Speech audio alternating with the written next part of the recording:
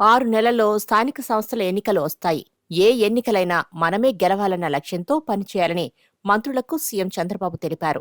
ఎన్నికల్లో కూటమి అభ్యర్థులు ఘన విజయం సాధించేలా ఇన్ఛార్జి మంత్రులు బాధ్యత తీసుకోవాలన్నారు. సీట్ల సర్దుబాటు తదితర అంశాలపై ఎప్పటికప్పుడు సమాచారం ఇస్తామన్నారు. 2025-26 ఆర్థిక సంవత్సరంలో వివిధ శాఖల మంత్రులు, కార్యదర్శులు పనితీరుపై ఏప్రిల్ 2న కాన్ఫిడెన్షియల్ రిపోర్టులు ఇస్తామని సీఎం చెప్పారు.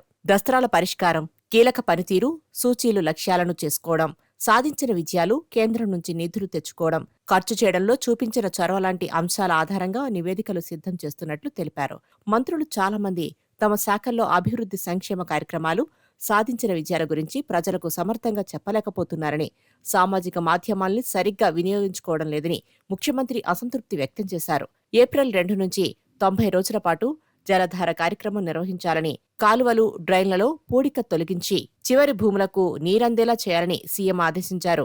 వంట గ్యాస్, నిత్యావసరాల కొరత లేకుండా చూడాలన్నారు.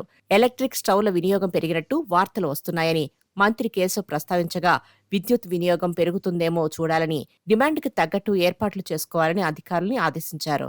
వ్యక్తిగత పనులు, అనారోగ్య కారణాలతో ఉప ముఖ్యమంత్రి పవన్ కళ్యాణ్, మంత్రులు Nadendla Manohar, NMD Farooq, Gottipati Ravikumar, Vangalapudi Anitha, TG Bharath cabinet భేటీకి హాజరు కాలేదు.